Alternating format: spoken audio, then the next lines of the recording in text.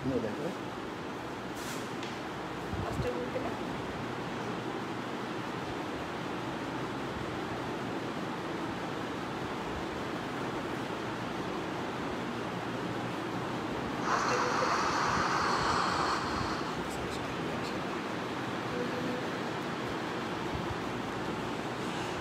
প্রাণপ্রিয় শিক্ষার্থী বন্ধুরা, আজকে আমরা টোটাল নতুন একটা পরিবেশে সেই ছোটোবেলার চক ডাস্টারে ক্লাস করব। দেখো কেমন এনজয় করো ক্লাসটা। এখন পর্যন্ত সাইফুল ইসলাম, শ্রাবণী, মাহবুবা তাসফিয়া, সুমন সরকার, নওশিন, আঞ্জুম, লাবণ্য, মাইক্রোব্যাকটেরিয়াম, আবু সাইদ, সজীব আলী, এম খান, খুরশিদ জাহান কান্তা, ইশতিয়াক আহমেদ, সাবরিনা, মুশফিক, তামান্না ইসলাম, মোহাম্মদ আবু, কান্তা, অর্পণ, সাবরিনা। দেখি কতজন স্টুডেন্ট তোমরা ক্লাস করো।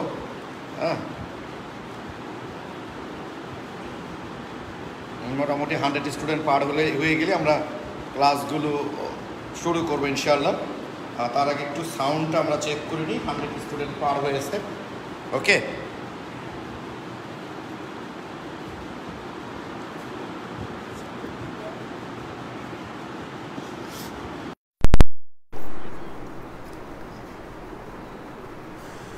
ওকে, একটু সাউন্ডটা চেক করে নিই, সাউন্ডটা ঠিক মতো বোঝা যায় কিনা দেখি।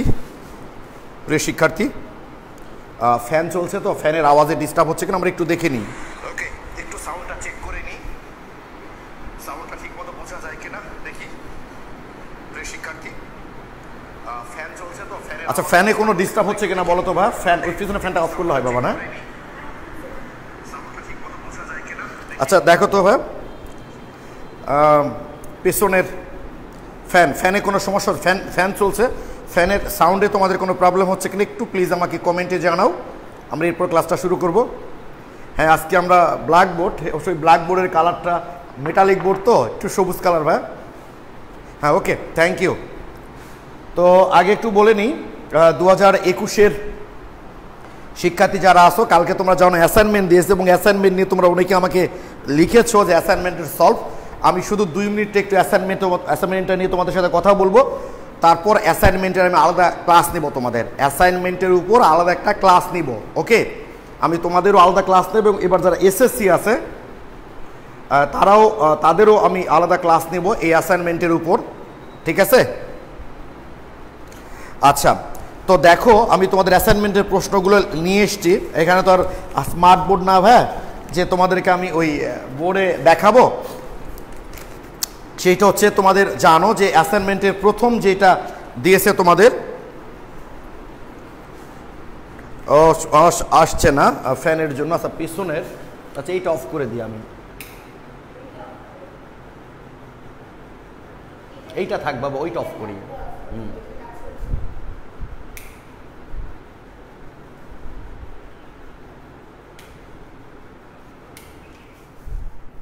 এটা থাক, তুমি এদিকে এসো বাবা, তাহলে তো বাতাস, এখানে এসো। এখন ঠিক আছে না? এখন মনে ঠিক আছে? যেটা বলছিলাম যে তোমাদের গুণগত রসায়নের উপর যে ক্লাসটা তোমাদেরকে, তোমাদের যে অ্যাসাইনমেন্টটা দিয়েছে সেটার ক নাম্বার প্রশ্নে আছে বোরের পরমাণু মডেলটির সীমাবদ্ধতা সহ ব্যাখ্যা করো। নিশ্চয়ই তোমরা বোরের মডেলটি পারবা না এমন কেউ নাই, এবং সীমাবদ্ধতা সহ তোমাদের উল্লেখ করতে বলা হয়েছে। ওকে, আর খ নাম্বারটা দিয়েছে কোয়ান্টাম সংখ্যা থেকে এন, এল, এম, এস কোয়ান্টাম সংখ্যার সময় বর্ণনা ও তাৎপর্য। বর্ণনা এবং তাৎপর্য মানে হচ্ছে কোনটা দ্বারা আসলে কি প্রকাশ করা হয় আর কোন কাজে ইউজ করা হয়। এন এর মান 3 হলে উক্ত শক্তি স্তরের মোট অরবিটাল সংখ্যা নির্ণয় করো। ওই যে 9টা হবে অরবিটাল, যেটা তোমার সিস্টেম জানো, আর আমি এক্সট্রা তোমাদের পড়াবো, এটা অসুবিধা নাই। সর্বোচ্চ ইলেকট্রন ধারণ ক্ষমতা হিসাব করো। ওকে, আর আহ্বান নীতি এবং হুন্ডের নীতি উল্লেখপূর্বক পটাশিয়াম এবং ক্রোমিয়ামের ইলেকট্রন বিন্যাস করো। তো আমি এই অ্যাসাইনমেন্টের সব তোমাদেরকে আমি আলাদাভাবে দিব। ওকে, আমি তোমাদের অ্যাসাইনমেন্টের সলভটা আলাদাভাবে দিব আজকের ক্লাসে না, কারণ এখানে তোমরা জানো মাস্টার গ্রুপ, এখানে 2023-এর যারা পরীক্ষার্থী তারা আছে, 2022 যারা আছে তারা আছে, 2021 যারা আছে তাদের আছে। শুধু 21দের জন্য এই যেহেতু অ্যাসাইনমেন্টটা, বাকিদেরকে আমরা কেন ডিস্টার্ব করব, আমরা অবশ্যই আলাদাভাবে কোনো একটা গ্রুপে বা পাবলিক গ্রুপে এই সলভটা আমি দিব, টেনশন করো না। আজকে আমরা নতুন টপিক শুরু করছি। আজকে তোমাদের সম্ভবত 19 নাম্বার লেকচার অর্গানিকের। আজকে খুব সিম্পল, খুব সহজ জিনিস তোমাদেরকে পড়ানো হবে। আর সমানুতার আরেকটা সলভ ক্লাস আমি নিব অবশ্যই। তো আগামীকালকে তোমরা জানো সকাল 6টা থেকে আমি তোমাদের সমানুতার উপর যে এক্সামটা আছে সেটা লিঙ্কটা ওপেন থাকবে, তোমরা এক্সাম দিবা। পরের ক্লাসে আসে আমরা এক্সামের প্রবলেম সহ টোটাল সমানুতার উপর একটা সলভ ক্লাস দেব। তোমাদের যার যার প্রবলেম আছে সেগুলো গুছিয়ে রাখো, ওকে। আজকে যেটা আমরা শুরুতেই শুরু করব, ও আচ্ছা, আমাকে আজকে অনেক সুন্দর লাগছে না, দিনের আলো তো এই কারণে। ওকে, তো শোনো ভাইয়া,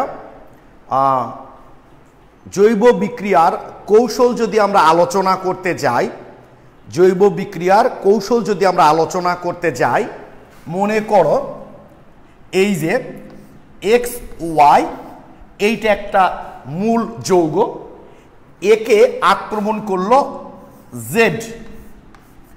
আক্রমণ করার পর মনে করো এই এক্স জেড এই উৎপাদ তৈরি হলো, মেন উৎপাদ তৈরি হলো, তার সাথে আরেকটা ওয়াই উৎপন্ন হলো। খেয়াল করো একটু, এইটা হলো একটা মূল জৈব যৌগ, একে আক্রমণ করলো, ইলেকট্রিসিটি চলে গেল না বাবা, একে আক্রমণ করলো জেড, বিক্রিয়া করে মনে করো এ একটা উৎপাদ তৈরি হলো আর ওটা একটা উপজাত তার সাথে।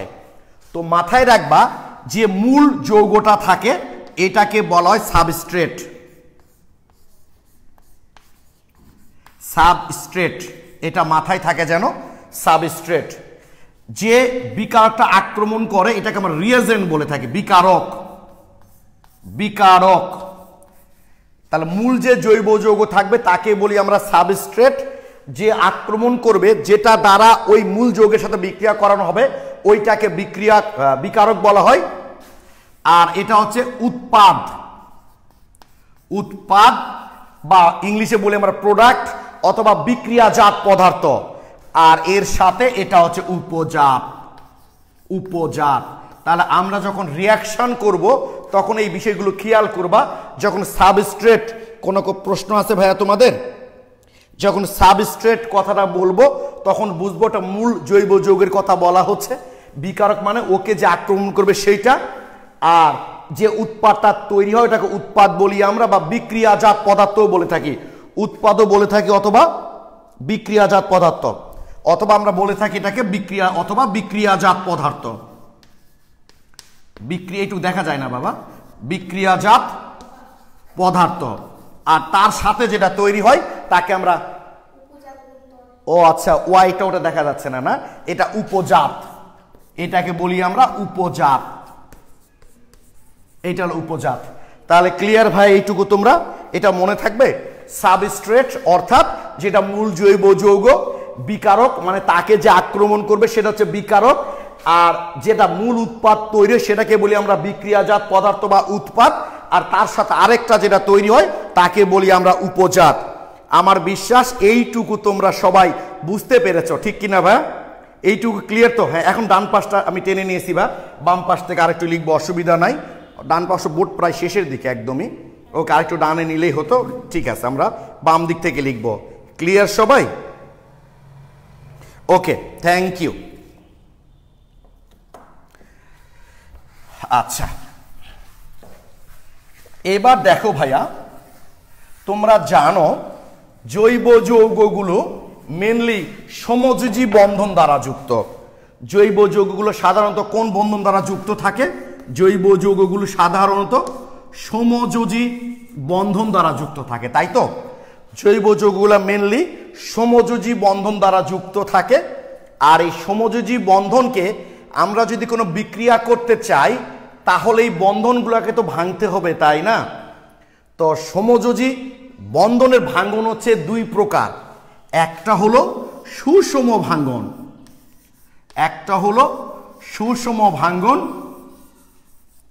একটা হলো সুষম ভাঙ্গন, আর একটা হলো বিষম ভাঙ্গন।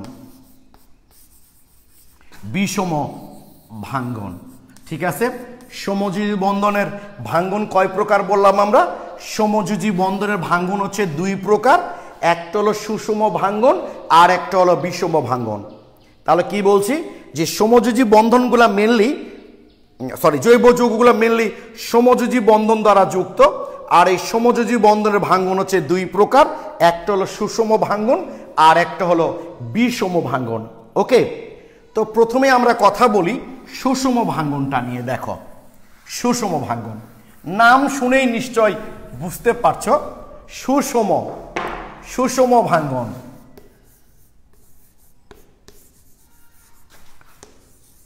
সুষম ভাঙ্গন লিখা বোঝা যায় তো না ভাই? এমনি তো হাতের লেখা খারাপ, তারপর আবার চোখে লেখা, ঠিক আছে? আচ্ছা, স্মার্ট বোর্ডের চেয়ে ব্ল্যাক বোর্ডে বেশি সুন্দর, তাই না? আচ্ছা, তো সুষম ভাঙ্গন নাম শুনেই বুঝতে পারতেছ। তোমরা নিশ্চয় জানো যে একটা সমযোজী বন্ধন তৈরি করতে গেলে আমাদের দুটা ইলেকট্রন লাগে, তাই না? ধরো এ এবং বি, এই যে এ এবং বি, এ একটা ইলেকট্রন সরবরাহ করেছে, বি একটা ইলেকট্রন সরবরাহ করেছে, করে একটা বন্ড তৈরি করেছে। একটা সমযোজী বন্ধন মানেই দুইটা ইলেকট্রন। তো একটা জিনিস তোমরা খেয়াল রাখবা, যখন তোমরা কোথাও এই তীর দেখতে পাবা, অর্থাৎ এই যে পূর্ণ, তাহলে বুঝবা ভাই এখানে দুইটা ইলেকট্রন স্থানান্তর বোঝানো হচ্ছে। এটা হচ্ছে দুটি ভাঙ্গনে, হচ্ছে ভাঙ্গনে দুটি ইলেকট্রন স্থানান্তর, দুটি ইলেকট্রন স্থানান্তর। যখন তীরটা এরকম থাকবে আর যখন তোমরা এরকম দেখবা, তখন এটা বুঝবা একটি ইলেকট্রন স্থানান্তর। এটা আমাদের এনসিটিভি বইগুলোতে ফলো করে নাই, ওরা ওই দুটা ইলেকট্রন হলে ওই পূর্ণ তীর দ্বারা দেখিয়েছে, একটি ইলেকট্রন হলো অরিজিনাল নিয়ম হচ্ছে। কিন্তু তোমাদের সঠিকটা জানা উচিত, যখন কোথাও এরকম ভাবে দেখবা যে জাস্ট এইটা বোঝানো, তার মনে দুটা ইলেকট্রনই ভাঙ্গনের দুটা ইলেকট্রনই এই দিকে স্থানান্তর হচ্ছে। আর যখন একটা অর্ধ তীর দেখবা তোমরা, তখন বুঝবা যে একটা ইলেকট্রন স্থানান্তরিত হচ্ছে। এবং এই অর্ধ তীর লেখার নিয়মটা হচ্ছে সবসময় এই স্পিনের ইয়েটা বাইরের দিকে থাকবে, মানে এইটা কখনো, এটা ভুল, এভাবে দেওয়া ঠিক না।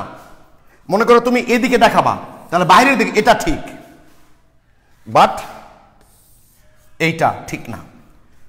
আমি জানি তোমাদের বইগুলোতে এই বিষয়গুলো ওভাবে ফলো করা হয়নি, কিন্তু একটা জিনিস সঠিকভাবে জানলে সমস্যা কোথায় ভাই বলো তো? তাহলে মাথায় থাকে যেন এরকম পূর্ণ তিন যখন তোমাদের দেওয়া থাকবে, তখন বুঝবা দুটা ইলেকট্রন স্থানান্তর, আর এরকম অর্ধ তীরের মতো যখন দেওয়া থাকবে স্পিনটা, তখন একটা ইলেকট্রন স্থানান্তর। আর এই স্পিনটা সবসময় বাইরের দিকে হবে, এরকম না, মানে এই দিক যদি দেখায় তাহলে এরকম হবে, এই দিকে না, সবসময় বাইরের দিকে দেখাতে হয়, ঠিক আছে? এই বিষয়টা যেন ভাই তোমাদের মাথায় থাকে। মানে আমি চাই যে এই জিনিসটাই শিখো না কেন, সঠিকভাবে শিখো। ওকে,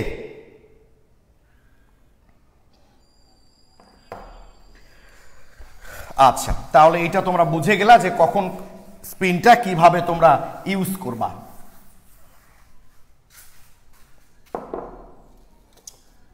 আটকে গেছে নাকি?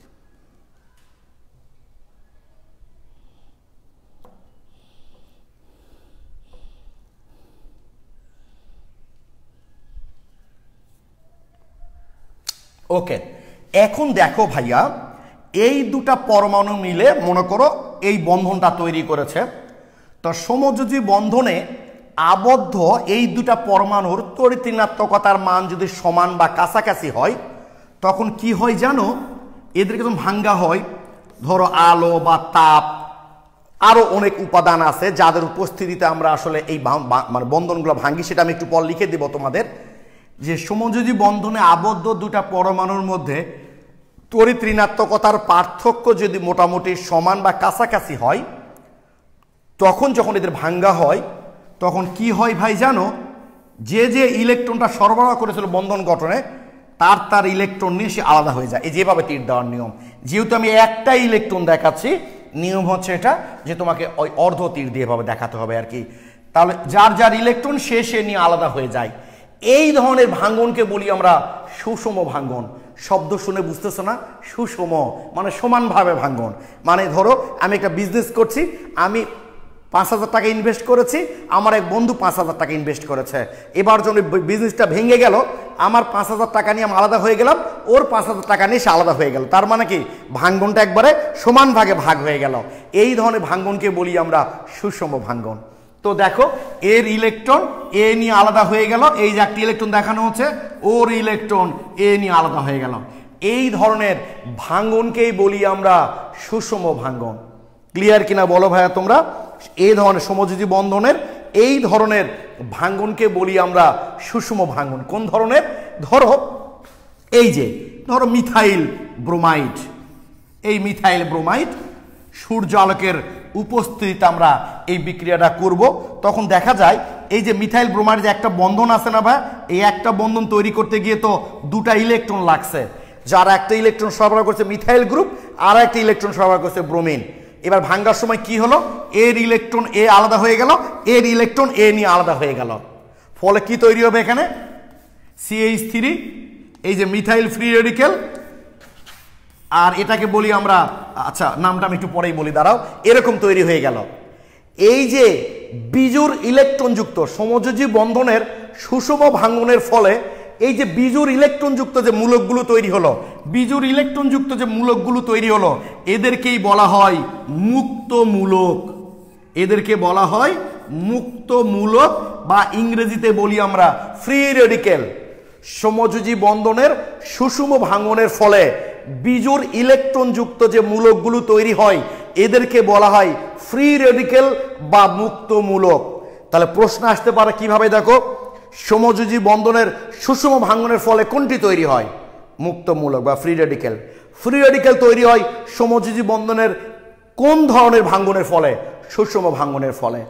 আর এই ফ্রি রেডিক্যালের বেশ কিছু বৈশিষ্ট্য আছে, যেটা মোস্ট ইম্পর্টেন্ট ফাইনাল পরীক্ষা প্লাস অ্যাডমিশন টেস্ট, যেটা তুমি মানে যেখানেই তুমি অ্যাডমিশন দাও না কেন, মেডিকেল, ইঞ্জিনিয়ারিং বিশ্ববিদ্যালয়, ফ্রি রেডিক্যাল থেকে ব্যাপক প্রশ্ন হয়। তোমরা আমাকে প্লিজ, বিশেষ করে 2022 এবং 23-এর যে শিক্ষার্থীরা আছো, এতটুকু কি ইবনাত জারিন, এটা কালো বোর্ড না ভাই, এটা সবুজ বোর্ডই আসলে, বুঝছো? কালো বোর্ড তোমার সবুজ লাগেনি, এটা আসলে সবুজ বোর্ডই। আমাকে প্লিজ 22 এবং 23-এর শিক্ষার্থী যারা আছো, তারা এই সুষম ভাঙ্গনগুলো কিভাবে হচ্ছে, আর সুষম ভাঙ্গনের ফলে এই বিজোড় ইলেকট্রন যুক্ত যে মূলকগুলো তৈরি হয়, এদেরকে বলি আমরা মুক্ত মূলক বা ফ্রি রেডিক্যাল। এই পর্যন্ত তোমরা বুঝতে পেরেছো কিনা? বিনতি ক্লিয়ার লিখেছো, কান্তা ক্লিয়ার ভাইয়া, সাইমা ক্লিয়ার, থ্যাংক ইউ, সবাই লিখেছো ক্লিয়ার ভাইয়া।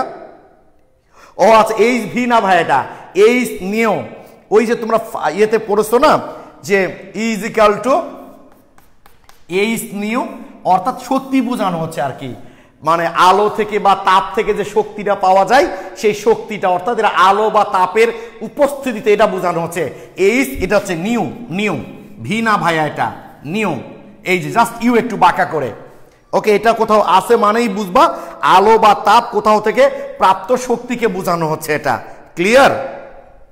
ওকে, আমার মনে হয় এইটুকু তোমরা বুঝতে পেরেছো সুষম ভাঙ্গন জিনিসটা কি, আর সুষম ভাঙ্গনের ফলে এই বিজোড় ইলেকট্রন যুক্ত যে মূলকগুলো তৈরি হয়, তাদেরকেই বলি আমরা মুক্ত মূলক বা ফ্রি রেডিক্যাল। ওকে, এটা কিন্তু ভাই স্মার্ট বোর্ড না, বুঝছো? একবার মিশাই দিলে কি তার ফেরত পাওয়া যাবে না, স্মার্ট বোর্ডে মিশাই দিলে সেগুলো আবার ফেরত পাওয়া যায়, তাই না? ওকে, তো এই ফ্রি রেডিক্যালগুলো তৈরি হয় সাধারণত কাদের উপস্থিতি? কি বাবা? ও, হাতের অবস্থা, আচ্ছা, আদি বলছে হাতের কি অবস্থা বাবা? তো শোনো,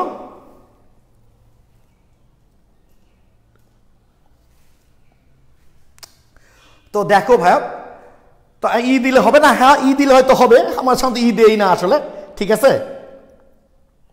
আচ্ছা প্লিজ, সাধারণত ফ্রি রেডিক্যালগুলো তৈরি হয় কাদের উপস্থিতিতে জানো? তোমরা একটু মনে রাখবা, HELPR, ঠিক আছে?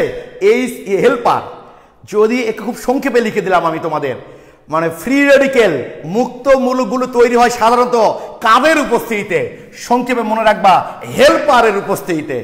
হেল্পারের উপস্থিতিতে সাধারণত ফ্রি রেডিক্যালগুলো তৈরি হয়। এইচতে হচ্ছে হিট তাপ, ঠিক আছে? ইতে ইলেকট্রিসিটি, ইলেকট্রিসিটি, ওকে। এল তে হচ্ছে লাইট, আলো, লাইট। পি তে হচ্ছে পারঅক্সাইড, পারঅক্সাইড। আর তো হচ্ছে আরেকটা রেডিকেল, আরেকটা মূলকের উপস্থিত এই ফ্রি রেডিকেল তৈরি, রেডিকেল, রেডিকেল। তাহলে মাথায় থাকবে যে এই হেল্পারের উপস্থিতিতেই সাধারণত মানে এমসিকিউ যদি কখনো দেয় নিচের কোনটির উপস্থিতিতে ফ্রি রেডিকেল তৈরি হয়, মাথায় রাখবা এই কয়টির উপস্থিতিতে ফ্রি রেডিকেল তৈরি হয়, এই কয়টির উপস্থিতিতে ফ্রি রেডিকেল তৈরি হয়। এইচ তে হচ্ছে হিট, ইলেকট্রিসিটি, এল তে লাইট, পি তে পারঅক্সাইড, আর আর তে হচ্ছে রেডিকেল। এই কয়টির উপস্থিতিতে সাধারণত এই তোমরা পরবর্তীতে যখন আরো রিয়াকশন করবা তখন এই বিষয়টা আরো ভালো বুঝতে পারবা ভাই, যে হেল্পার, সংক্ষেপে মনে রাখবা হেল্পারের উপস্থিতিতে ফ্রি রেডিকেল তৈরি হয়। Okay, heat, electricity, light, peroxide, radical. তাপ, তড়িৎ, আলো, পারঅক্সাইড আর রেডিকেল মানে মূলক, আরেকটা মূলকের উপস্থিতিতেও ফ্রি রেডিকেল গুলো তৈরি হয়। পরবর্তী যখন আমরা রিয়াকশনে যাব, বাবা কেউ কোনো কমেন্ট করছে? পরবর্তীতে যখন আমরা রিয়াকশনে যাব তখন দেখবে সব জিনিসগুলো কাজে লাগবে। তাহলে সংক্ষেপে মনে রাখার উপায় হচ্ছে হেল্পার, এটা এমসিকিউর জন্য খুব ইম্পর্টেন্ট, যে নিচের কোনটির উপস্থিতিতে ফ্রি রেডিকেল তৈরি, মাথায় থাকে যেন হেল্পার। ওকে,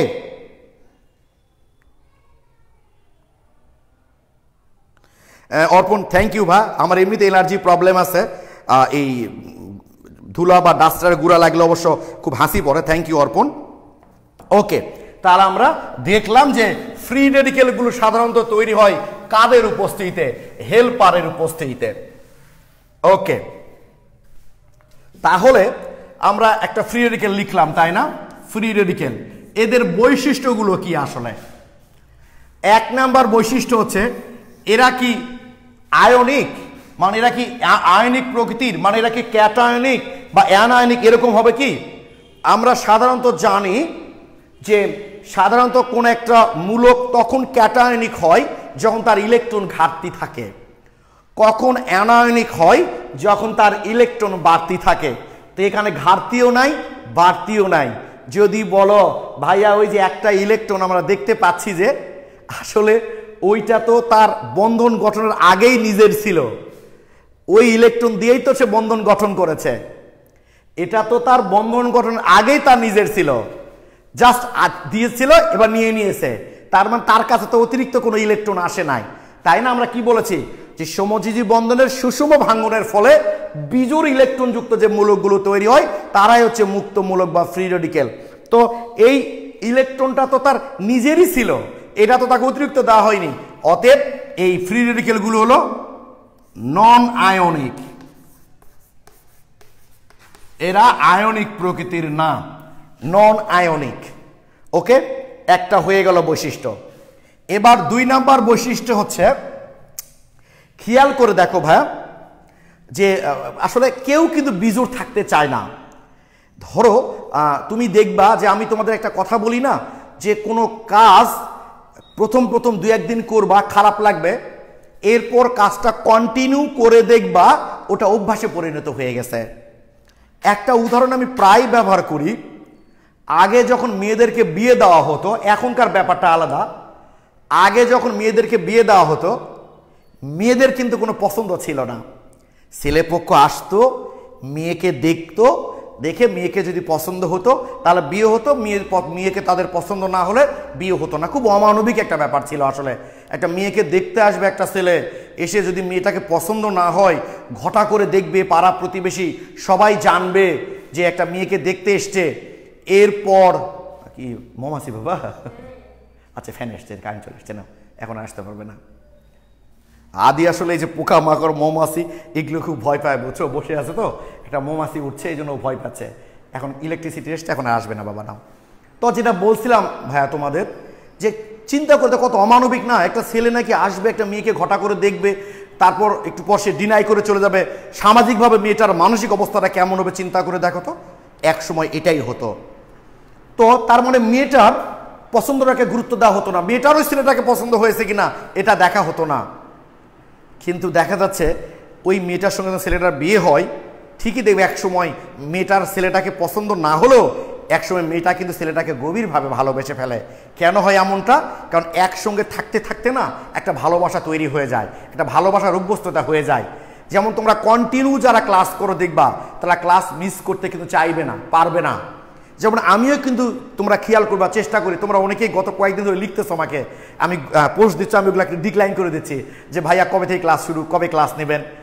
আচ্ছা, আমি তো তোমাদেরকে নোটিশ করছিলাম যে 26 তারিখ পর্যন্ত ছুটি। যখন দেখছো যে 26 তারিখ পার হয়ে যাচ্ছে, ভাইয়া কোনো নোটিশ করছে না, তখন বুঝবা যে নিশ্চয়ই ক্লাস কবে হবে, ভাইয়াকে একটু জিজ্ঞেস করা দরকার। তো যাক, আমি মিস করি না এই কারণে ভাইয়া, যে কোনো অভ্যাস এমন একটা ব্যাপার যে যেই কাজটাই তুমি কন্টিনিউ করবা ওটা একসময় তোমার অভ্যাসে পরিণত হয়ে যাবে। তো তুমি যদি কন্টিনিউ ক্লাস করতে বা ক্লাস মিস করতে তোমার ইচ্ছে করবে না। আবার এর মধ্যে 2-1 দিন মিস করো, দেখবা মনে হবে যে গত সপ্তাহে একটা মিস করছে, আজকে এই সপ্তাহে একটা মিস করলেও কোনো প্রবলেম নাই, আবার একটা মিস হবে, একসময় দেখবা মিস করাটা তোমরা একটা অভ্যাসে পরিণত হয়ে যাবে। তো এই যে এদেরও ক্ষেত্রে ভাই, আগে তাদের যে সক্রিয়তা ছিল এখন কিন্তু আরো বেশি সক্রিয় হয়ে যাবে, কারণ এখন অলরেডি বন্ধন গঠন করে সেখান থেকে তাকে আমরা ব্যাক করে নিয়ে এসেছি, মানে সে সুযোগ পেলে আবার বন্ধন গঠন করবে। আর একটা উদাহরণ আমি প্রায় ব্যবহার করতাম না, যে একটা মেয়েকে তার বাবা তার ঘরে সবসময় বন্দি রাখতো, বন্দি মানে আউট ওয়ার্ল্ড সম্পর্কে তাকে কোনো জ্ঞান দিত না, কিচ্ছু না, সে বাইরের কোনো পরিবেশে মিশবে না। তার বাবার ধারণা বাইরের কোনো পরিবেশে মিশলে তার মেয়েটা খারাপ হয়ে যাবে, নষ্ট হয়ে যাবে। তো বর্তমান সামাজিক যোগাযোগ মাধ্যমে দেখা যাচ্ছে যে মেয়েটার কোনো একটা ছেলের সঙ্গে পরিচয় হলো, এবং পরিচয় হওয়ার পর মেয়েটা একসময় আবিষ্কার করলো যে তার বাবা মার চেয়ে ওই যে ছেলেটা যার সঙ্গে তার পরিচয় হলো সেই বোধহয় তাকে বেশি ভালোবাসে, তাই সে বাবা মাকে ছেড়ে ওই ছেলেটার সঙ্গে বন্ধন গঠন করলো। 2 মাস 3 মাস পর মেয়েটা আবার নতুন করে আবিষ্কার করলো সে আসলে ভুল করেছে, তার বাবা মাই ঠিক ছিল। আবার সে মেয়েটা করলো কি, ছেলেটাকে ছেড়ে তার বাবা মার কাছে চলে আসলো। বাট মেয়েটা কিন্তু আগের মতো আর শান্তশিষ্ট থাকবে না, কারণ আগে আউট ওয়ার্ল্ড সম্পর্কে তার কোনো জ্ঞান ছিল না, বাট এখন কিন্তু আউট ওয়ার্ল্ড সম্পর্কে তার জ্ঞান হয়ে গেছে। এবার সে সুযোগ পেলেই আবার কারোর সাথে নতুনভাবে বন্ধনে আবদ্ধ হয়ে যাবে। অর্থাৎ ফ্রি রেডিকেলগুলো হচ্ছে খুবই সক্রিয়, এটা হলো আরেকটা বৈশিষ্ট্য। ফ্রি রেডিকেলগুলো খুবই সক্রিয়, অর্থাৎ যেহেতু সে বিজোড় ইলেকট্রন আছে এবং সে সুযোগ পেলেই সেই ইলেকট্রন দ্বারা সে আরেকজনের সঙ্গে নতুন বন্ধনে আবদ্ধ হয়ে যাবে। আর খুবই সক্রিয় তার মানে কি ক্ষণস্থায়ী, অর্থাৎ ফ্রি রেডিকেলগুলো খুবই ক্ষণস্থায়ী। এরপর 4 নাম্বারটা খুব গুরুত্বপূর্ণ। আমরা যখন পরবর্তীতে রিয়াকশান করব যখন আমরা রিয়াকশান করব তখন তোমরা দেখবা যে এই ফ্রি রেডিকেলগুলো মানে ফ্রি রেডিকেল মেকানিজম দ্বারা, কৌশল দ্বারা যে বিক্রিয়াগুলো সংঘটিত হবে তারা একবার শুরু হলে আর শেষ হবে না, মানে যতক্ষণ পর্যন্ত সম্পূর্ণ বিক্রিয়া শেষ না হয়েছে ততক্ষণ পর্যন্ত তুমি এদেরকে থামাইতে পারবা না। অর্থাৎ এরা সাধারণত চেইন বিক্রিয়া দেয়, ফ্রি রেডিকেলগুলো সাধারণত চেইন বিক্রিয়া দেয়, চেইন রিয়াকশান। আমি চেইন রিয়াকশানের একটা বাস্তব উদাহরণ সাধারণত ব্যবহার করি। আমি বলতেছি, কিছু লিখছো ভাইয়া তোমরা, মাসুদুর আলী কেমিস্ট্রির উদাহরণগুলো এরকম মানে বুঝতে পারিনি ভাইয়া।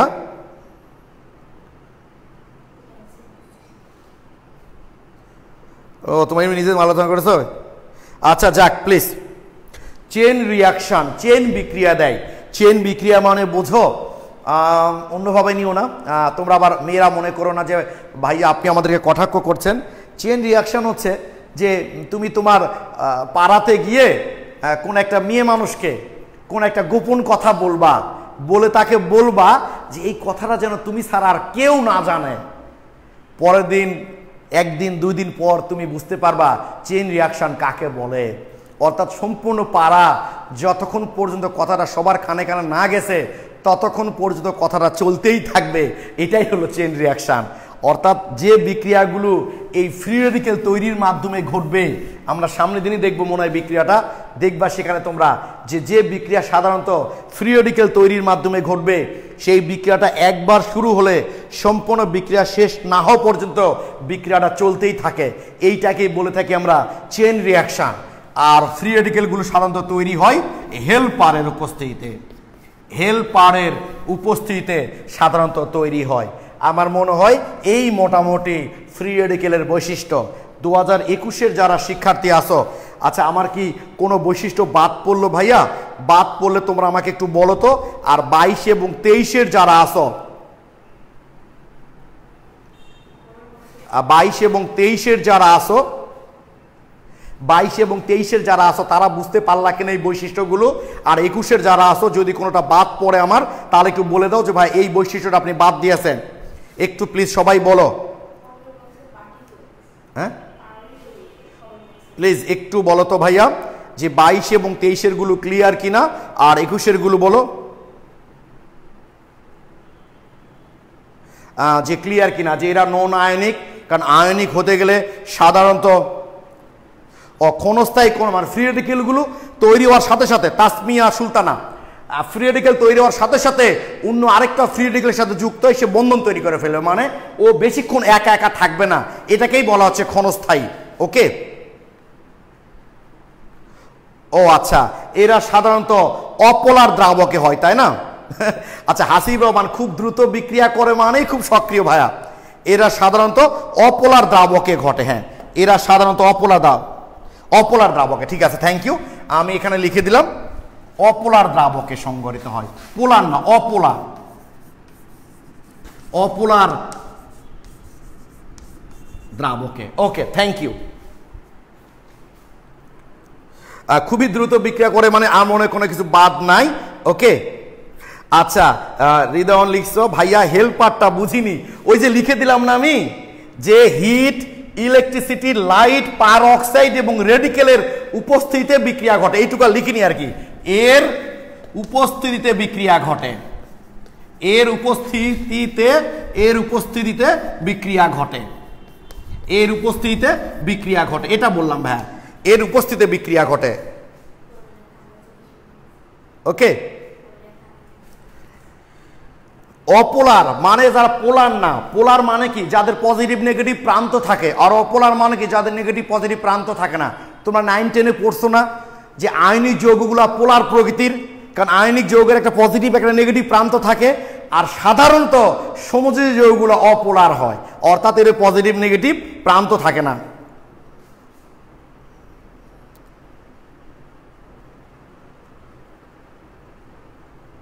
ওকে, কামরুজ্জামান কাউসার, তোমার নামটা পড়বো না ভাই, যে কার নাম পড়লাম। তাহলে এক এক করে আসি আমরা। এরা সাধারণত নন আয়নিক। নন আয়নিক কি জন্য? আমরা জানি আয়নিক মানেই তাদের হচ্ছে ইলেকট্রন ঘাটতি বা বাড়তি থাকবে, বাট এদের ঘাটতিও নাই বাড়তিও নাই। যে বিজুর ইলেকট্রনটা দেখতে পাচ্ছি আমরা, এটা তার আগে থেকে নিজেরই ছিল, মানে যা ছিল তাই আছে, তাই এটা নন আয়নিক। খুবই সক্রিয়, অর্থাৎ ফ্রি রেডিকেলগুলো তৈরি হওয়ার সাথে সাথে তারা বিক্রিয়া করে, এই জন্য তারা হচ্ছে খুবই সক্রিয়। আর সক্রিয় মানেই তো ক্ষণস্থায়ী। খুবই সক্রিয় মানে ধর আমরা যা লাফালাফি করি, আজ এখানে কাল ওখানে, তার মানে কোনো জায়গায় স্থির না, মানে ক্ষণস্থায়ী। চেন, সাধারণত ফ্রি রেডিকেলগুলো চেন রিয়াকশন দেয়, ফ্রি রেডিকেলের মাধ্যমে যে বিক্রিয়াগুলো ঘটে তাই সাধারণত চেন বিক্রিয়া দেয়। আর এরা সাধারণত হিট, ইলেকট্রিসিটি, লাইট, পারঅক্সাইড, রেডিকেলের উপস্থিতিতে ঘটে। আর এই বিক্রিয়াগুলো অপোলার দ্রাবকে সংঘটিত হয়, অপোলার দ্রাবকে সংঘটিত হয়। অর্থাৎ পোলার না, অপোলার দ্রাবক, অর্থাৎ যে ধরো বেনজিন, ইথার, এরকম অপোলার দ্রাবক যারা, মানে তাদের নেগেটিভ পজিটিভ প্রান্ত নাই। যেমন পানি, পানিটা কি ভাই বলো দেখি? পানি হলো একটা পোলার দ্রাবক, কারণ পানির নেগেটিভ পজিটিভ প্রান্ত আছে, এই যে এটা হচ্ছে পজিটিভ, এইটা হচ্ছে নেগেটিভ। বাট অপোলার দ্রাবক, অর্থাৎ যেমন বেনজিন, এর কোনো নেগেটিভ পজিটিভ প্রান্ত নাই, এদেরকে অপোলার দ্রাবক বলে। তো যদি কোনো ফ্রি রেডিকেল বিক্রিয়া ঘটে এবং দ্রাবক যদি ব্যবহার করতে হয়, সাধারণত সেক্ষেত্রে অপোলার দ্রাবক ব্যবহার করা হয়।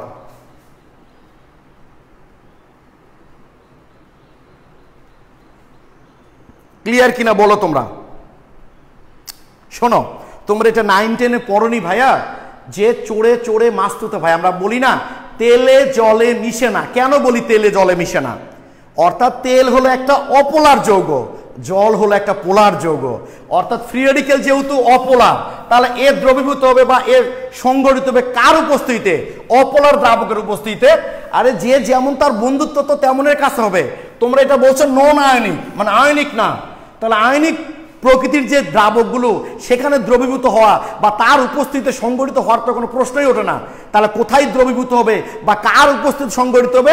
অপোলার, অর্থাৎ যেখানে পজিটিভ নেগেটিভ প্রান্ত থাকবে না। 6 নম্বর পয়েন্টটা কি এখন বুঝতে পারলা ভাইয়া যারা প্রশ্ন করেছিলা? যেহেতু ফ্রি রেডিকেলগুলো নন আয়নিক মানে অপোলার, সহজ কথা, মানে ক্যাটায়নও না অ্যানায়নও না, তাহলে এরা দ্রবীভূত হবে কোথায়? যারা অপোলার, অর্থাৎ যার নেগেটিভ এবং পজিটিভ দুটো আলাদা অংশ নাই, সেই দ্রাবকে দ্রবীভূত হবে বা বিক্রিয়া করার সময় সেই দ্রাবকের উপস্থিতিতে সংগঠিত হবে। এবার ক্লিয়ার কিনা বলো ভাইয়া? কোনো প্রভাবও কিনে এই যে লিখে দিছি ভাইয়া, এগুলো আছে, এগুলোর উপস্থিতিতে সংগঠিত হবে। Heat, electricity, light, peroxide, radical, এদের উপস্থিতিতে হবে। Afridi clear 23, thank you. তোমরা যারা আমাকে প্রশ্ন করেছিলা যে 6 নাম্বার পয়েন্টটা বুঝিনি, তারা ক্লিয়ার কিনা প্লিজ একটু কমেন্টে জানাও ভাইয়া। ভাইয়াকে কেমন জানি ইয়াং লাগতেছে, ইমন বলতেছো না? আমি আসলে অনেক ইয়াং, বুঝছো? তোমাদের ক্লাসগুলো নিতাম আগে বদ্ধ রুমে, তো লাইট থাকতো না, তাই তোমরা আমাকে ওরকম দেখতে আসলে। হ্যাঁ, এখন যেটা দেখতে পাচ্ছ এটা আমার রিয়াল চেহারা। ওকে, আচ্ছা, এই যে সুন্দর লিখেছ শাহানারা পারবেন, লাইক ডিজলভ, লাইক নিতে, গুড। যে সমধর্মী পদার্থ সমধর্মী পদার্থের মধ্যে দ্রবীভূত হবে। তুমি দেখবা যে মানুষটা শিক্ষিত তার বন্ধুত্ব শিক্ষিতদের সঙ্গে হবে, মদখোরের বন্ধুত্ব মদখোরের সাথে হবে, গাঁজাখোরের বন্ধুত্ব গাঁজাখোরের সাথে হবে, যে যেমন তার বন্ধুত্ব তেমনের সাথে হবে। তাহলে যেহেতু এই ফ্রি রেডিকেলগুলো হচ্ছে অপোলার মানে নন আয়নিক, তাহলে ওরা দ্রবীভূত হবে বা সংগঠিত হবে কাদের উপস্থিতিতে? অপোলার দ্রাবকের উপস্থিতিতে। Thank you, thank you. হ্যাঁ, সিরাজুল মনিরা, না ভাই সুন্দর না, এমনি মজা করে বললাম আর কি, তাই? হ্যাঁ, আমি মোটেও সুন্দর না, তবে আমার মনটা খুব সুন্দর। প্লিজ সবাই ক্লিয়ার কিনা? ক্লিয়ার কি সবাই একটু বলো ভাই? আমার মনে হয় এখন ক্লিয়ার তোমরা। ওকে, থ্যাংক ইউ। সব সময় মাথায় রাখবা লাইক ডিজলভ লাইক, সমধর্মী পদার্থ সমধর্মী পদার্থের মধ্যে দ্রবীভূত হবে, যে যেমন তার বন্ধুত্ব তেমনের সাথেই হবে। খুব সহজ কথা। যেহেতু আমাদের ফ্রি রেডিকেলগুলো হচ্ছে নন আয়নিক মানে ক্যাটায়নিক অ্যানায়নিক কোনো প্রকৃতির না, ফলে এরা এই বিক্রিয়াগুলো যদি দ্রাবক ইউজ করতে হয় তাহলে অপোলার দ্রাবক ইউজ করতে, এবং তারা দ্রবীভূত হয় অপোলার দ্রাবকে। এই বৈশিষ্ট্যগুলো যে কতটা ইম্পর্টেন্ট তোমরা, আমি তো তোমাদের অ্যাডমিশনের একাডেমিকের পিডিএফটা দিয়ে দিয়েছি গ্রুপে, দেখবা এই ফ্রি রেডিকেল থেকে কত প্রশ্ন এসেছে। ওকে, ওকে, থ্যাংক ইউ। আমার মনে হয় তোমরা সবাই এটা বুঝতে পেরেছ।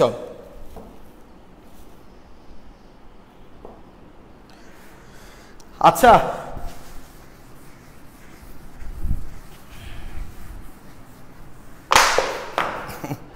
সরি, কি বাবা? মাস্ক পরে ক্লাস নেওয়াটাই বেটার, আমার তো অ্যালার্জির প্রবলেম। আচ্ছা, আমার মনে হয় সবাই বুঝে গেছে এইটুকু। এবার একটু বলো তো এই ফ্রি রেডিকেলগুলোর চৌম্বক ধর্ম কেমন হবে? চৌম্বক ধর্ম, ফ্রি রেডিকেলগুলোর চৌম্বক ধর্ম কেমন হবে? এ নাম্বার হচ্ছে প্যারাচৌম্বকীয়, প্যারাচৌম্বকীয়, নাকি বি নাম্বার ডায়াচৌম্বকীয়? প্যারা মানে যারা চৌম্বক ক্ষেত্র দ্বারা আকর্ষিত হয়, আর ডায়া মানে যারা চৌম্বক ক্ষেত্র দ্বারা বিকর্ষিত হয়। একটু প্লিজ জানাও তো ভাইয়া।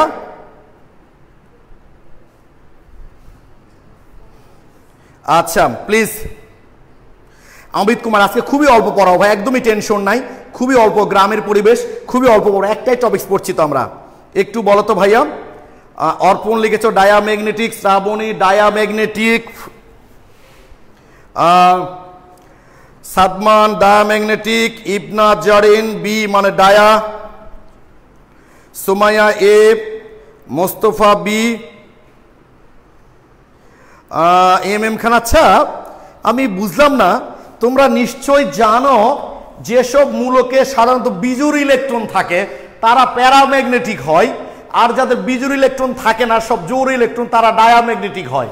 তাহলে যেহেতু আমাদের এই এখানে প্যারা মানে মুক্ত মূলকে বিজুর ইলেকট্রন আছে, তাহলে এরা কি প্যারাচৌম্বকীয় হবে না ভাই? বলো দেখি। তোমরা ভুল বলেছো, মাথায় থাকে যেন মুক্ত মূলকগুলো হচ্ছে প্যারাম্যাগনেটিক। এই প্যারাম্যাগনেটিক ধর্মকে কাজে লাগিয়ে মুক্ত মূলককে কিন্তু আমরা শনাক্ত করি। এই প্যারাম্যাগনেটিক ধর্মকে কাজে লাগিয়ে আমরা মুক্ত মূলকগুলো শনাক্ত করি। যেহেতু মুক্ত মূলকে বিজোড় ইলেকট্রন আছে, আর বিজোড় ইলেকট্রন থাকলে তার সাধারণত কি হয়, প্যারাম্যাগনেটিক হয়। যারা এটা পড়ো নাই যে বিজোড় ইলেকট্রন থাকলে প্যারাম্যাগনেটিক, বিজোড় না থাকলে ডায়া, তারা টেনশন করো না ভাইয়া। আমরা ফার্স্ট পেপারের 3য় অধ্যায় যখন পড়বো এটা নিয়ে ডিটেলস আলোচনা করব। আপাতত যারা জানো তারা জানো, যারা জানো না তারা জেনে রাখো যে বিজোড় ইলেকট্রন থাকলে তারা প্যারাম্যাগনেটিক হয়, আর বিজোড় ইলেকট্রন না থাকলে ডায়া। যেহেতু মুক্ত মূলকে বিজোড় ইলেকট্রন আছে, অতএব এরা প্যারাম্যাগনেটিক। ক্লিয়ার? সবাই ক্লিয়ার কিনা বলো? মুক্ত মূলকগুলো হচ্ছে প্যারাম্যাগনেটিক। মাসুদ জানা ওকে, আমি আমার গ্রাম আজকে না দেখাই, আমি দেখাবো তোমাদের পাবলিক গ্রুপে দেখাবো, সবাই দেখবে। তাহলে আমি আমার গ্রামটা দেখাবো। আমার গ্রামটা অনেক সুন্দর, বুঝছো? সবার গ্রামই সুন্দর, বাট আমার কাছে মনে হয় একটু বেশি সুন্দর। আমি দেখাবো তোমাদের, অসুবিধা নাই। এম খান বলছো ভাই ভুলে গেছি, এই জন্য তো ক্লাস করতে হয়, বুঝছো? দেখো সবাই আজকের ক্লাসটা তো খুব ভালো বোঝো। 22 এবং 23-এর পোলাপানদের কাছে এগুলো নতুন, বাট 21-এর যারা পোলাপান তাদের কাছে কিন্তু পুরাতন। বাট খেয়াল করো, ভুলে গেছো যে ওহো এখানে তো আসলে বিজোড় ইলেকট্রন থাকলে প্যারা হতো। তাহলে মাথায় থাকে যেন বিজোড় ইলেকট্রন থাকলে তারা সাধারণত প্যারাম্যাগনেটিক হবে। তার এখানে যেহেতু বিজোড় ইলেকট্রন আছে, অতএব মুক্ত মূলকগুলো হচ্ছে প্যারাম্যাগনেটিক, এবং এই প্যারাম্যাগনেটিক ধর্মকে কাজে লাগিয়েই মেনলি এই ফ্রি রেডিকেলগুলো শনাক্ত করা হয়। ওকে, এই হয়ে গেল আমাদের ধর্ম। এইবার একটু এসো তো ভাইয়া ডিগ্রির ব্যাপারটা। ডিগ্রির ব্যাপারটা তোমরা আমাকে একটু কমেন্টে জানাবা। CH3 CH3 CH2 CH3 তোমরা আমাকে কমেন্টে জানাবা এটা কয় ডিগ্রি, এটা কয় ডিগ্রি ফ্রি রেডিকেল, এটা কয় ডিগ্রি ফ্রি রেডিকেল লিখেছি আমরা, এটা কয় ডিগ্রি ফ্রি রেডিকেল, 1 2 3 না 4 ডিগ্রি? প্লিজ আমাকে একটু কমেন্টে জানাও এটা কয় ডিগ্রি ফ্রি রেডিকেল। অর্পণ, এটা মিথাইল ইলেকট্রন, নিজের ইলেকট্রন না, নিজের ইলেকট্রনই তো, বাট ওই ইলেকট্রন তো বিজোড় রূপে আছে। বিজোড় আছে না, বিজোড় ইলেকট্রন না থাকলে তো সমযোজী বন্ধনই গঠন করতে পারতো না। ওই বিজোড় ইলেকট্রন ছিল জন্য তো সে সমযোজী বন্ধন তৈরি করেছিল। ওকে, নিজেরই ঠিক আছে, কিন্তু নিজেরটাই তো বিজোড়। অর্পণ, বুঝতে পেরেছো ভাইয়া? নিজের ঠিকই আছে, কিন্তু নিজেরটা তো বিজোড়। প্লিজ একটু কমেন্টে জানাও এটা কয় ডিগ্রি। এটা আমি এর আগের ক্লাসে বলেছি ডিগ্রির ব্যাপারটা। এটা কয় ডিগ্রি ফ্রি রেডিকেল, একটু প্লিজ বলো এটা কয় ডিগ্রি ফ্রি রেডিকেল।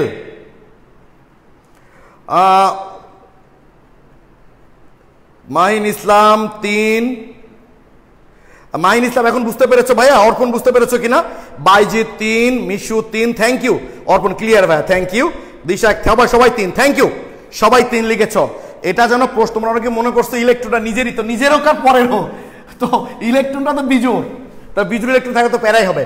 তো এটা তোমরা 3 ডিগ্রি বলেছো, থ্যাংক ইউ। আমি তোমাদের আবারও মনে করে দিচ্ছি, যে কার্বনের ডিগ্রি আমরা নির্ণয় করব সেই কার্বন সরাসরি যতটা কার্বনের সাথে যুক্ত থাকবে সে তত ডিগ্রি। তাহলে এটার আমরা ডিগ্রি নির্ণয় করি সরাসরি কয়টার সাথে যুক্ত, 1 2 3টার সাথে যুক্ত। সুতরাং এটা 3 ডিগ্রি ফ্রি রেডিকেল।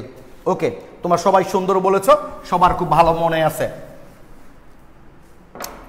তাহলে এটা কয় ডিগ্রি? CH3 CH2 CH3 এটা কয় ডিগ্রি ফ্রি রেডিকেল?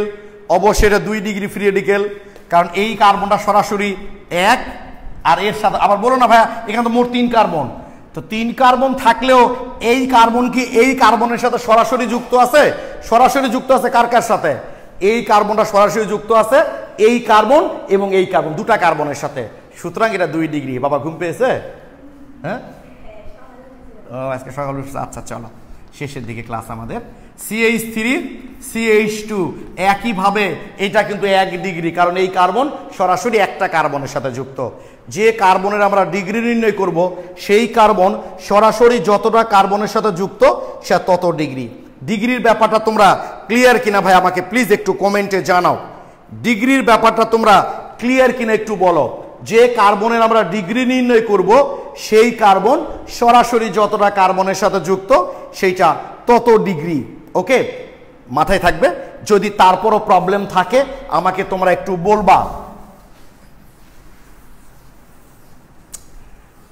তো এই 1 ডিগ্রি 2 ডিগ্রি এবং 3 ডিগ্রি ফ্রি রেডিকেলের মধ্যে কে বেশি সক্রিয়, কে কম সক্রিয়, কে বেশি স্থায়ী, কে কম স্থায়ী, এটা আমরা একটু পরে আসব।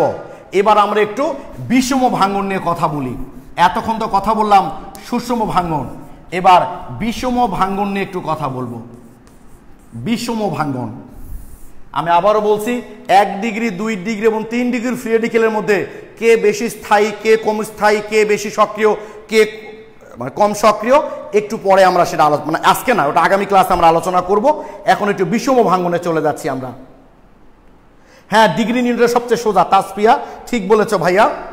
বিষম মানে বুঝতেই পারছো, ধরো এমনটা যদি হয়, এই একটা কার্বন, এর সাথে এই এক্স যুক্ত আছে, এক্স এর ইলেকট্রোনেগেটিভিটি, তড়িৎ ঋণাত্মকতা কার্বনের চেয়ে অনেক বেশি। তখন এক্স কি করবে ভাই বলো তো? এই বন্ধন ইলেকট্রনটা তার দিকে টেনে নিয়ে চলে যাবে। দেখো আমি পূর্ণ তীর ব্যবহার করেছি, মানে দুটা ইলেকট্রন ওর দিকে চলে যাবে। তাহলে আগে কি হয়েছিল, ইলেকট্রন দুটা সমান ভাগে ভাগাভাগি হয়েছিল, তাই ওটা হয়েছিল সুষম ভাঙ্গন। আর ইলেকট্রনগুলো এবার একদিকে চলে যাচ্ছে, তাহলে এই ধরনের ভাঙ্গনকে বলি আমরা বিষম ভাঙ্গন।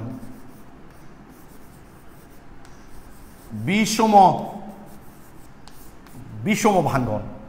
তাহলে ইলেকট্রন যদি চলে যায়, তাহলে যার কাছ থেকে ইলেকট্রন চলে যায় সে হবে পজিটিভ, আর যার কাছে ইলেকট্রন চলে যায় সে হবে নেগেটিভ। এই ধরনের ভাঙ্গনকে বলি আমরা বিষম ভাঙ্গন। আবার এমনও হতে পারে, ধরে নাও এই যে কার্বন, তার সাথে যে পরমাণুটা যুক্ত আছে তার চেয়ে মনে করো কার্বনের তড়িৎ ঋণাত্মকতাই বেশি, তখন কার্বন কি করবে, ইলেকট্রনটা তার দিকে টেনে নিবে। এই ধরনের ভাঙ্গন হচ্ছে কি ভাঙ্গন ভাই? এটাও বিষম ভাঙ্গন। এবার কার্বন যেহেতু ইলেকট্রন টেনে নিয়েছে, তাহলে কার্বনটা হবে নেগেটিভ চার্জযুক্ত আর অপর অংশটা হবে পজিটিভ চার্জযুক্ত। এই ধরনের ভাঙ্গন, অর্থাৎ সমযোজী বন্ধনে আবদ্ধ দুইটা পরমাণুর মধ্যে যদি তড়িৎ ঋণাত্মকতার পার্থক্য খুব বেশি হয়, অর্থাৎ যার তড়িৎ ঋণাত্মকতা বেশি, ইলেকট্রনটা তার দিকে চলে যাবে। ওই বন্ধনে অংশ নেওয়া ইলেকট্রনটা, তোমরা জানো এটা সমযোজী বন্ধনে পড়েছো, বা যারা পড়নি অসুবিধা নেই, তৃতীয় অধ্যায়ে গিয়ে আমরা পড়ব যে এই সমযোজী বন্ধন আবদ্ধ ইলেকট্রন দুটা পরমাণু নিউক্লিয়াসের মাঝেই পরিব্যাপ্ত হয়। এদের মধ্যে যদি কারো তড়িৎ ঋণাত্মকতা বেশি হয়, ইলেকট্রনটা তার দিকে চলে যায়। এই যে যদি তড়িৎ ঋণাত্মকতার পার্থক্য বেশি হওয়ার কারণে ইলেকট্রন যদি একজনের দিকে চলে যায়, তাহলে এই ধরনের ভাঙ্গনকে বলি আমরা বিষম ভাঙ্গন। কি ভাঙ্গন বললাম? বিষম ভাঙ্গন। এই যে বিষম ভাঙ্গনের ফলে ধনাত্মক চার্জযুক্ত যে কার্বনগুলো তৈরি হয়, তোমরা নিশ্চয় জানো কোনো পরমাণুর নামের শেষে আম থাকা মানেই ওটা ধনাত্মক। কোনো পরমাণু বা মূলকের নামের শেষে আম থাকা মানেই ওটা ধনাত্মক। এই যে দেখো, এটা ছিল অ্যামোনিয়া, যখনই এটা অ্যামোনিয়াম আম হয়ে গেল তখনই ধনাত্মক।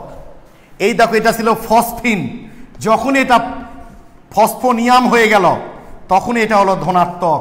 অর্থাৎ আম থাকলেই বুঝবা সেটা হচ্ছে ধনাত্মক। Sodium, potassium, rubidium, caesium, magnesium, aluminium, আবার হিলিয়াম বলো না, হিলিয়াম কিন্তু নিষ্ক্রিয় গ্যাস সবাই জানো। তেমনি কার্বনের উপর পজিটিভ চার্জ আছে, তার মানে কার্বনিয়াম। কার্বনিয়াম, ঠিক আছে, ধনাত্মক চার্জযুক্ত কার্বনকে বলা হয় কার্বনিয়াম বা কার্বোক্যাটায়ন। কার্বোক্যাটায়ন, ধনাত্মক চার্জযুক্ত কার্বনকে বলা হয় কার্বনিয়াম বা কার্বোক্যাটায়ন, আর ঋণাত্মক চার্জযুক্ত কার্বনকে বলা হয় কার্বানায়ন। কার্বানায়ন বা কার্বোঅ্যানায়ন। কার্বোঅ্যানায়ন কি ক্লিয়ার ভাই তোমরা? ধনাত্মক চার্জযুক্ত কার্বনকে বলা হয় কার্বনিয়াম বা কার্বোক্যাটায়ন, ঋণাত্মক চার্জযুক্ত কার্বনকে বলা হয় কার্বানায়ন। তাহলে এমসিকিউ আসতে পারে কিভাবে দেখো, সমযোজী বন্ধনের সুষম ভাঙ্গনের ফলে কি তৈরি হয়? Free radical. বিষম ভাঙ্গনের ফলে কি তৈরি হয়? কার্বনিয়াম বা কার্বোক্যাটায়ন এবং কার্বোঅ্যানায়ন। সমযোজী বন্ধনে আবদ্ধ পরমাণুর চেয়ে যদি কার্বনের তড়িৎ ঋণাত্মকতা বেশি হয়, তাহলে তৈরি হবে কার্বানায়ন। আর কার্বনের সাথে যুক্ত পরমাণুর তড়িৎঋণাত্মকতা যদি কার্বনের চেয়ে বেশি হয় তাহলে তৈরি হবে কার্বোক্যাটায়ন বা কার্বনিয়াম। এই পর্যন্ত ক্লিয়ার কিনা প্লিজ আমাকে একটু কমেন্টে জানাও তোমরা। যে সমযোজী বন্ধনের সুষম ভাঙনের ফলে তৈরি হয় ফ্রি রেডিকেল, বিষম ভাঙনের ফলে তৈরি হয় কার্বনিয়াম বা কার্বোক্যাটায়ন এবং কার্বনায়ন বা কার্বো অ্যানায়ন। যদি কার্বনের চেয়ে তার সাথে যুক্ত পরমাণুর তড়িৎঋণাত্মকতা বেশি হয় তাহলে ইলেকট্রনরা তার দিকে চলে যায়, ফলে তৈরি হয় কার্বোক্যাটায়ন। আর কার্বনের তড়িৎঋণাত্মকতায় যদি বেশি হয় তাহলে ইলেকট্রন তার দিকে চলে আসে, ফলে তৈরি হয় কার্বনায়ন। ক্লিয়ার কিনা বলো অর্পণ? তোমাদেরকে না ভাইয়া 2022 এবং 23-এর পোলাপান, থ্যাংক ইউ কান্তা শুভে সবাই লিখেছ ক্লিয়ার, ওকে থ্যাংক ইউ। তাহলে আমরা সুষম ভাঙন দেখলাম, বিষম ভাঙন দেখলাম, সুষম ভাঙনের পরে তৈরি হয় ফ্রি রেডিকেল বৈশিষ্ট্য দেখলাম। আর পজিটিভের বৈশিষ্ট্য নেগেটিভের বৈশিষ্ট্য তো আমরা জানি যে পজিটিভগুলা নেগেটিভ কারোর সাথে যুক্ত হয়ে বন্ধন তৈরি করে, আর নেগেটিভগুলা পজিটিভ কারোর সাথে যুক্ত হয়ে বন্ধন তৈরি করে। আর এরা যেহেতু পজিটিভ নেগেটিভ প্রান্তযুক্ত, এরা অবশ্যই পোলার দ্রাবকে দ্রবীভূত হবে। এই জন্য এগুলো বৈশিষ্ট্য আমাদের দেয় না পরীক্ষায় সাধারণত দেয় ফ্রি রেডিকেলের বৈশিষ্ট্য। ওকে, তাহলে এটারও নিশ্চয়ই ডিগ্রির ব্যাপারটা আসবে, এটারও নিশ্চয় ডিগ্রির ব্যাপারটা আসবে ভাইয়া, এখানেও নিশ্চয় ডিগ্রির ব্যাপার আসবে। এই যে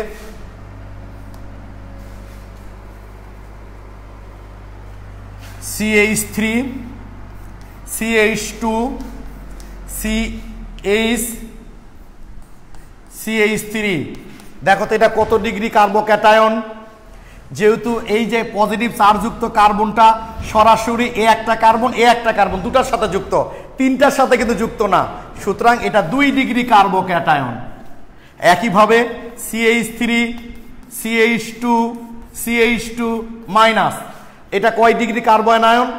এই কার্বন সরাসরি একটা কার্বনের সাথে যুক্ত, অতএব এটা 1 ডিগ্রি কার্বনায়ন। সেম ওই ফ্রি রেডিকেলের মতোই কার্বোক্যাটায়ন এবং কার্বনায়নের ডিগ্রিটা সেম। তো আজকে তোমরা এই গ্রামীণ পরিবেশে প্রথম ক্লাস করলা, তাই আমি আজকে তোমাদের প্রাথমিক ধারণা দিলাম। সবচেয়ে ইম্পর্টেন্ট জিনিসটাই কিন্তু আমাদের বাকি থাকলো, ফ্রি রেডিকেল কার্বনিয়াম এবং কার্বনায়নের সবচেয়ে ইম্পর্টেন্ট জিনিসটাই বাকি থাকলো, সেইটা হচ্ছে এদের সক্রিয়তা, মানে 1 ডিগ্রি 2 ডিগ্রি এবং 3 degree free radical carbonium carbanion এদের স্থায়িত্বের ক্রম, এদের সক্রিয়তার ক্রম, এটা আমরা আগামী ক্লাসে করব। তো আজকে একটু কমেন্টে জানাও তো ভাইয়া, এই গ্রামীণ পরিবেশে, যদিও এটা ব্ল্যাক বোর্ড নয় সবুজ কালার, এটা মেটালিক বোর্ড, চকে ক্লাস করতে তোমাদের কেমন লাগলো বা পড়াগুলো ঠিক মতো বুঝতে পারলা কি না। আমি চেষ্টা করেছি, কারণ একটা জিনিস মিশিয়ে দিলে আর পরে আসে না, এই জন্য ধীরে ধীরে বলতে।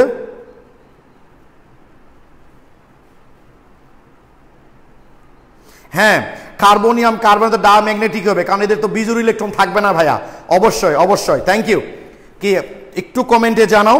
আচ্ছা থ্যাংক ইউ। নাফিজা লিখেছো ভালো লাগছে ভাইয়া, বিনতি লিখেছো আজকে ক্লাস করতে অনেক মজা লেগেছে ভাইয়া, থ্যাংক ইউ।